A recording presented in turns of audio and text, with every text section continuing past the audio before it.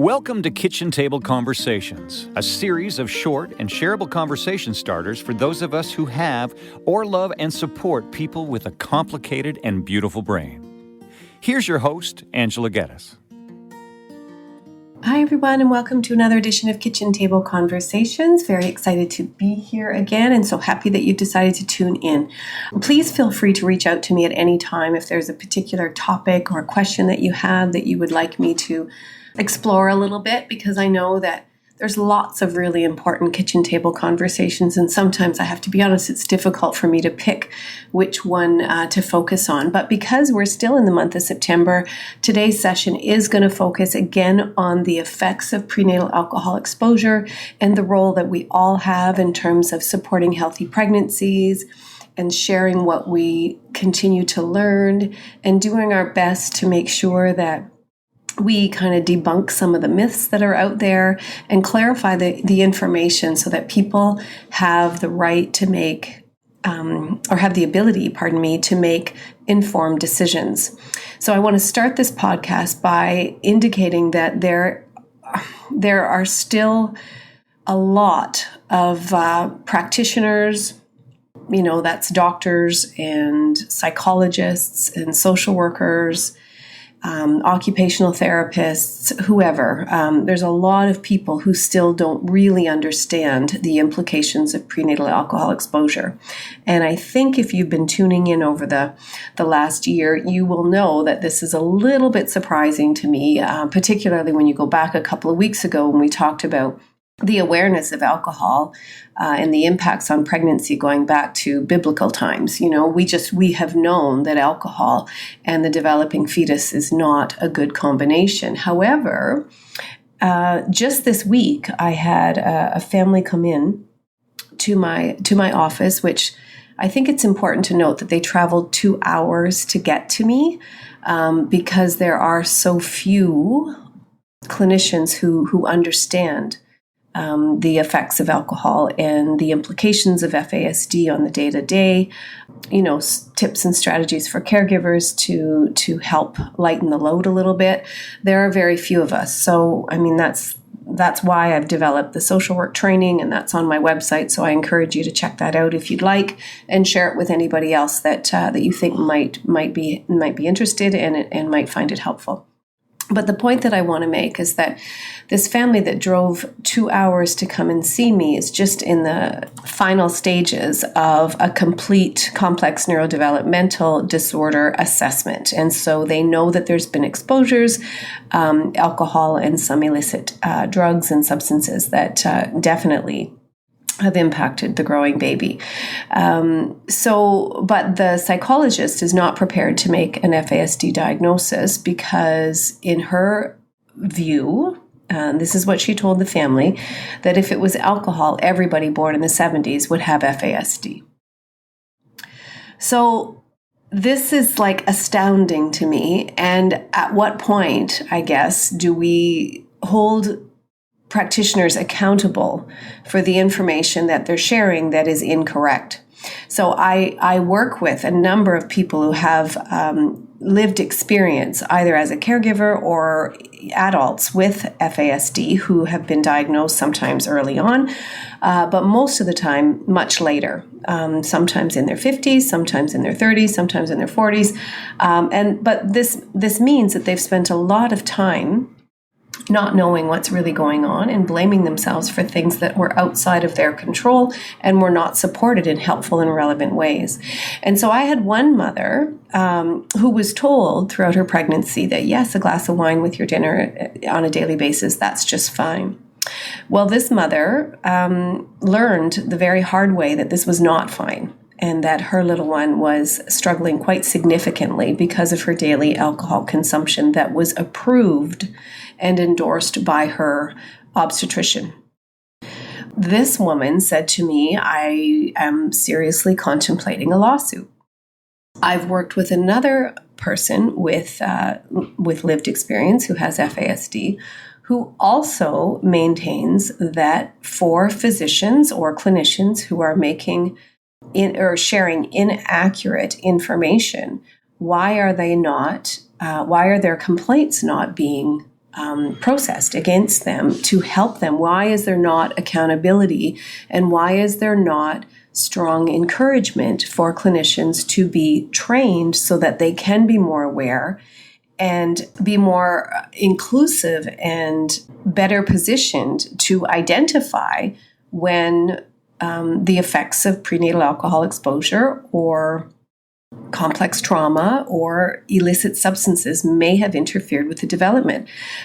So this is really, really puzzling to me, and I really do feel like, I mean, it's fine to understand that we only know what we know, but why are we not prioritizing this as a system and within our post-secondary education for service providers that are going to end up supporting people with complicated and beautiful brains that result from prenatal alcohol exposure? So this remains very puzzling for me, and I will continue to be knocking on doors and continue to be providing education at various community colleges. And I'm very happy and very proud to say that my book has become a required read for some college programs.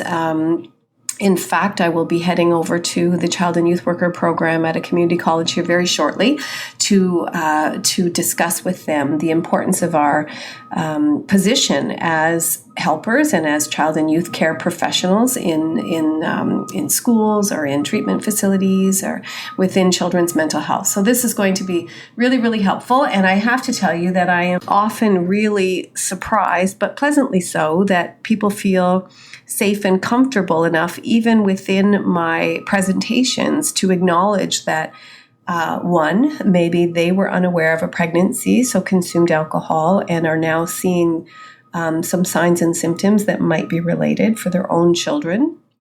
And number two is the acknowledgement that that alcohol was a part of their developmental history, and that maybe some of the struggles and some of the diagnoses, such as ADHD, autism spectrum disorder, anxiety, learning disabilities, or maybe even milder learning challenges in particular areas, but difficulty with concentration, difficulty with planning and organizing, maybe some mood stuff going on.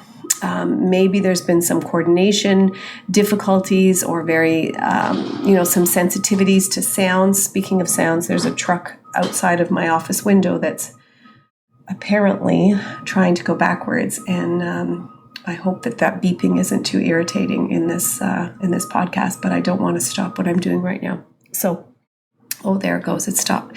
So, back on track here. I am, again, very passionate about the need for service providers to be more aware so that families can go to agencies and look for support and receive fewer wrong doors. So I'm not saying that everybody needs to be an absolute expert. I know that this takes time and it is complicated.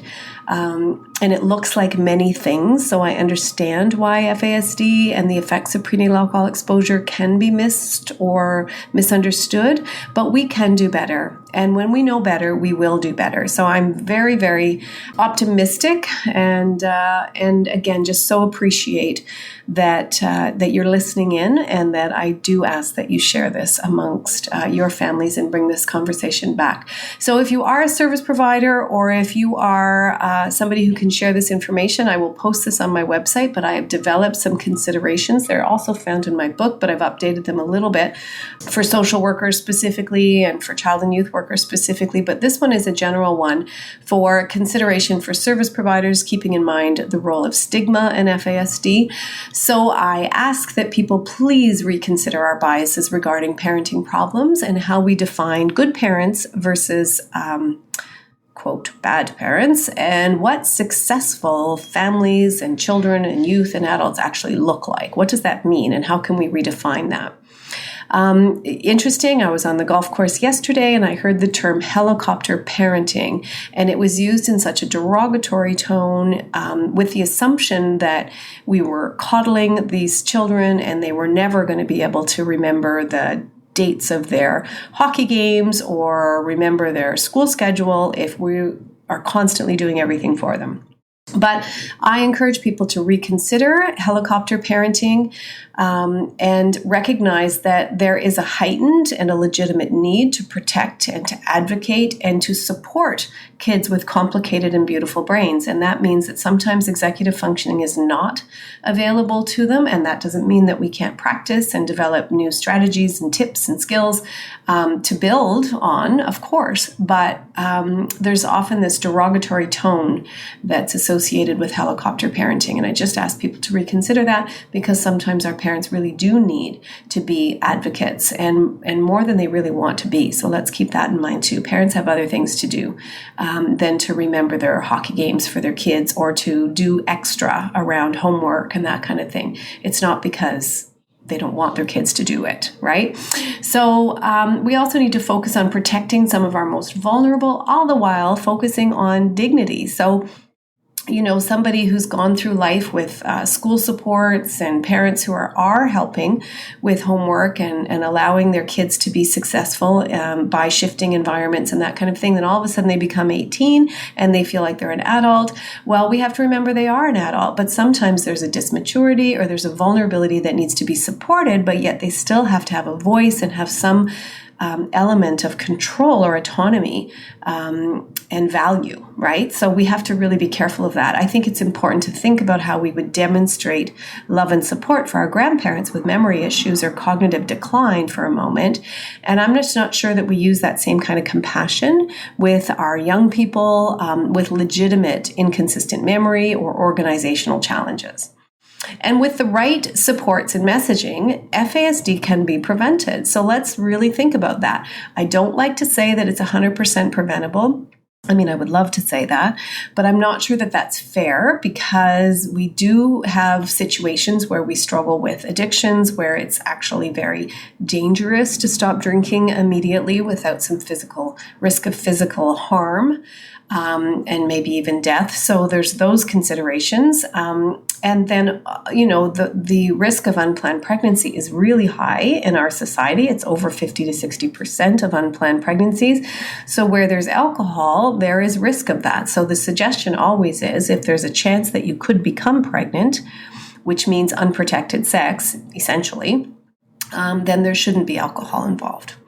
So, and when supports are in place and outcomes have improved, we suggest to service providers, please don't take the supports away, assuming that our job is done.